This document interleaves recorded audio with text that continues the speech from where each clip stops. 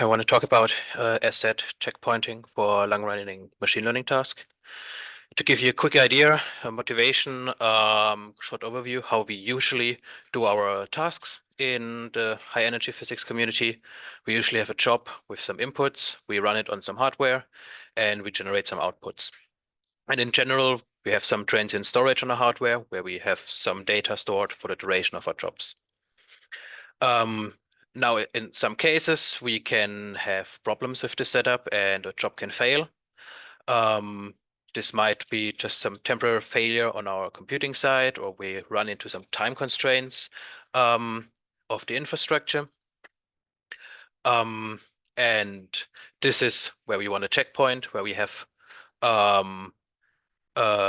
just a file or multiple files that store the job's current state and that allow for a continuation of this job.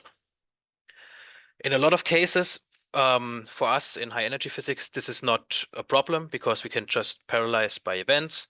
Each event is independent, so we just batch our events in some 100 event packages or something like this. And if one job fails, we have to resubmit this one, but all the others will still be fine. So we can use this to reduce the runtime of our jobs, so we stay in some restrictions and we are more resistant to failures. If we now move to machine learning trainings, this is not easily possible.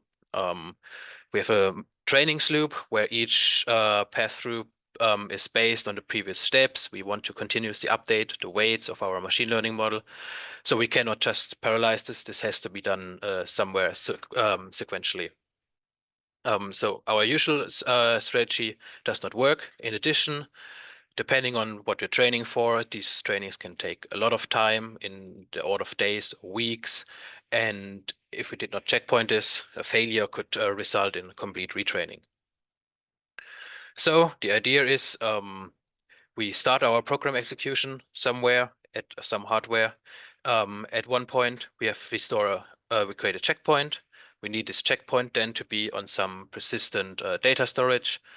And if there's some time constraint or a failure, we can restart our training somewhere else or at the same place at a different time. A short disclaimer on the terms checkpoint in computing and machine learning, because in both fields it's used a little bit differently. I'm focusing on the computing checkpointing definition where the goal is to continue a job or work on a different time and place. So we want to have all necessary information on the job state for this stored somewhere. We only need the latest state of the work and we need this somewhere persistently. In comparison, in machine learning context, we often use checkpoints to find the best performing model. So we do not always include the full state of the training state of the callbacks or some log information we might just not store in there. We will have multiple checkpoints, which we are keeping to analyze later on. Maybe we want to find the best performing models by some higher level metric, or we use these to create some ensemble methods. And depending on the use case, we don't always store them persistently, but sometimes just leave them on a transient storage. So what do we need to checkpoint machine learning trainings? We need a method to create and restore these checkpoints. And this is usually already included in all major machine learning libraries in PyTorch, TensorFlow, Keras, Lightning. There are many options out there. We need to make a decision when we want to checkpoint. We have two options there. It can be induced by the site, or we can do this just regularly. We need some options where we store and transfer the checkpoints to. And in the end, of course, we want our work to be rescheduled in some way. We can, for this, rely on some workflow management or on batch systems. So essentially, all the tools are already there. We just need a place to bring them all together. And that's where I wrote a Python class that does this for you.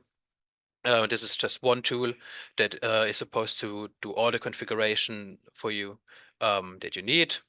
You can see here a short example. I will go into a bit more working example later. You create you define some checkpoint file. You create a function that creates this checkpoint function, and you create a restore function.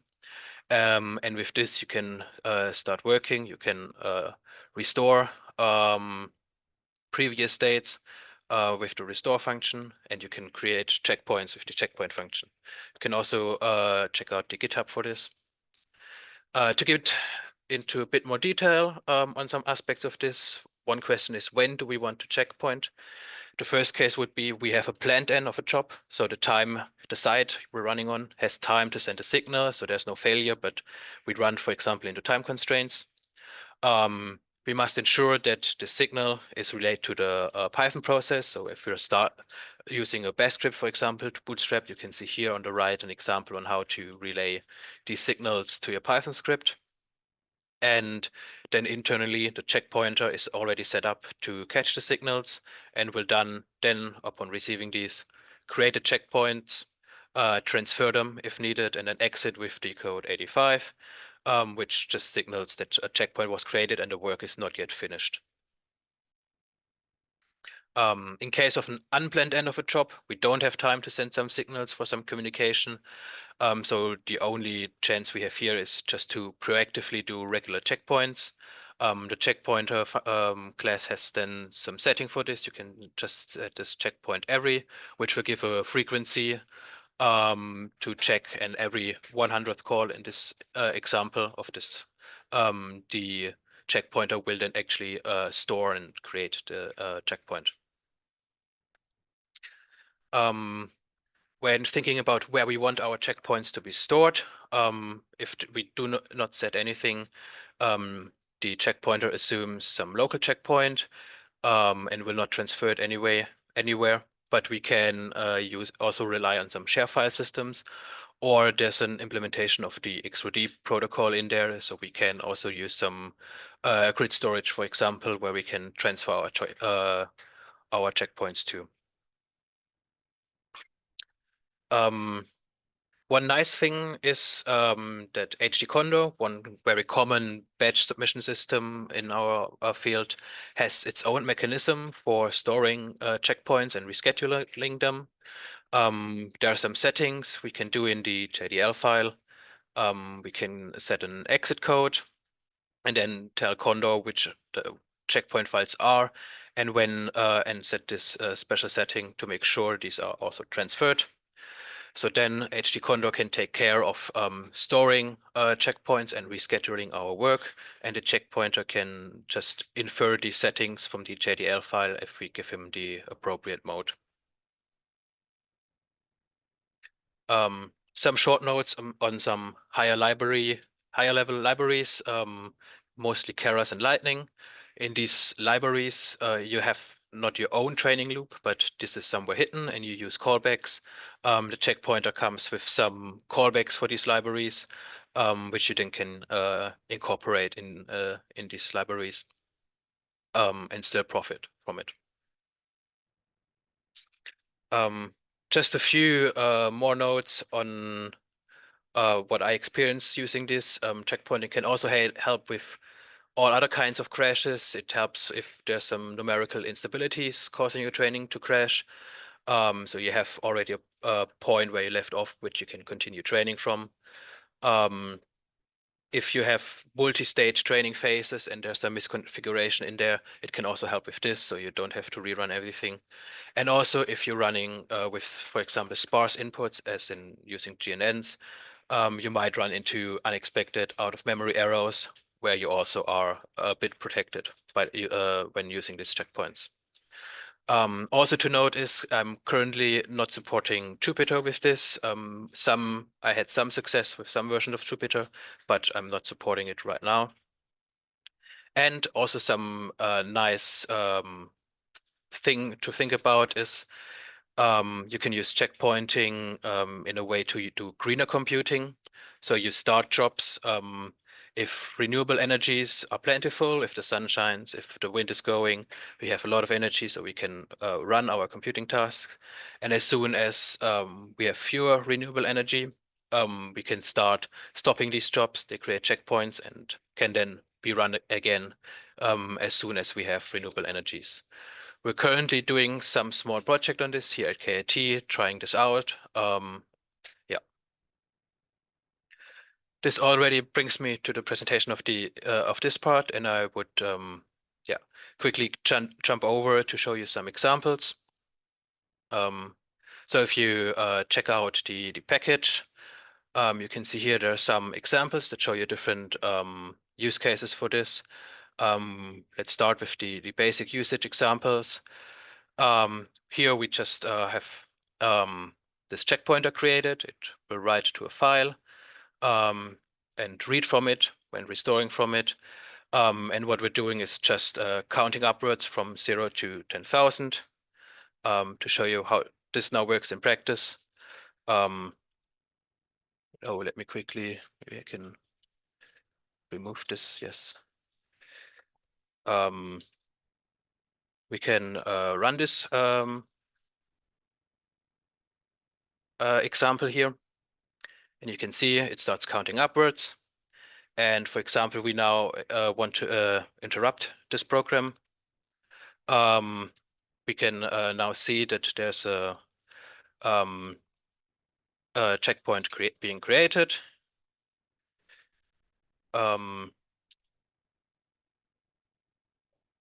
No, it's not. It's somewhere. It's probably in here. Yes, we see here it has the last number it left off, the 14. And if we run our program again, we can see it loads from this checkpoint and starts continuously running. To give you an idea how this then would look in a more complex example, we can jump into here with a more, sorry, let me quickly delete this one. We can see here a simple PyTorch training on fashion MNIST data. We set up our training samples. We define a small network, some training steps. And then we set up our checkpointer. Again, just in this case, very simple. And then we will run for 2 epochs, create a checkpoint, and then we will reload from this checkpoint again and continue training, just to simulate an interrupted job.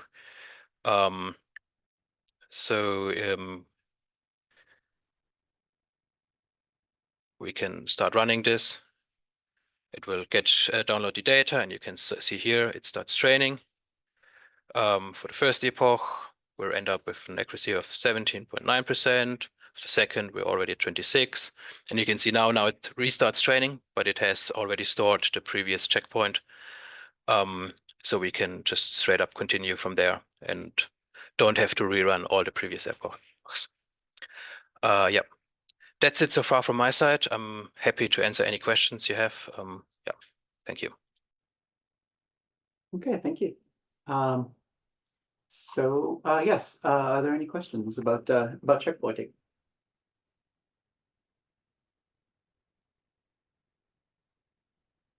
Dimitri? Yes, can you define more than one checkpoint in case something happens while you store the checkpoint? No, so you cannot have like a series of checkpoints where it will default back to the latest. This is currently not implemented, but the program is set up in a way that the only place where something can fail and you will end up with no checkpoint will be when you transfer something. And even then, as long as you do regularly checkpoints, there will already be some later checkpoint stored on a remote storage. Okay, thanks. Okay, I didn't quite understand. What you're saying is that there's not a recursive checkpointing, so you don't checkpoint if you have a failure while trying to checkpoint. I think yes, this is not done, but there's also no internal bookkeeping on if there already is a previous checkpoint. Yeah. Yeah. Well, I think that recursively trying to save if you fail while trying to save, that's getting very hard. Yeah. It is possible to just like checkpoint every 10 minutes or something, right? Yes, you can totally do this. You can set some frequency at which every 100, 1,000 step, or whatever fits your use case. You can just say do a checkpoint, transfer it, and worst case, you will end up with the latest one of these. Yeah, okay. And this is integrated into Keras and Lightning. So yes, there are callbacks for these two things pre-implemented. I can quickly show them here. For example, this one for Lightning. So this is just taking the PyTorch Lightning callback and just setting it up in a way that it's working easily with the Lightning interfaces. And the same is done for Keras. Okay. I guess, so the thing I'm wondering about is Torch. You mean just plain Torch or Well, I mean PyTorch, but yeah. PyTorch? I mean, yes, in PyTorch itself, you usually write your own loops, training loops, and there you can just in this training loop call the checkpoint method directly. Oh, I see. You don't need to integrate something because it's already opened up. Yes, exactly. In the training example, yes, you can see this here. We run at the end of each, we run the training step, the test step, and then at the end of the epoch, we call just the checkpoint. Oh, yeah, yeah. Checkpointing method. And even more so for JAX, which is even more opened up. Yes, I have no experience, but yes, if they have their own training loops, that's just the way it works. I mean, it's even more low level, right? Okay. Okay. Cool. Are there other solutions for checkpointing like this? Because this seems like a really basic, essential to have feature of any long-running process. Yes, so I mean, at least for PyTorch Lightning and Keras, the two things I have some experience working with, they do have some protocols to use their internal checkpointing tools to transfer them to some S3 storage, for example. The two things that caused me writing this was first, a lot of these libraries assume some HPC context, so you have a lot of resources, a lot of storage where you can run for long times, and not the HTC context we usually have in high energy physics. So where we have high throughput, where the goal is to be as time efficient as possible, basically. And then there was just some support things with the protocols common in our field, like XRD and htcondor. Okay. But you can, for example, there's weights and biases, which implements a lot of these things too, where the checkpoints will then just be stored on their servers, and you can also use this for many of the use cases my checkpointer covers. Okay. Yeah, any other questions in the audience?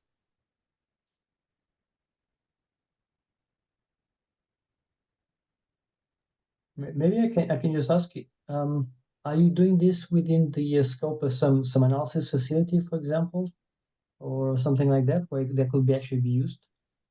Yes, so I'm using this in the context of the Tier 3 cluster at KIT. That's where I also do some tests on how feasible what I explained earlier is with the green computing approach to this. Yeah. Mm. That's currently the context it's used.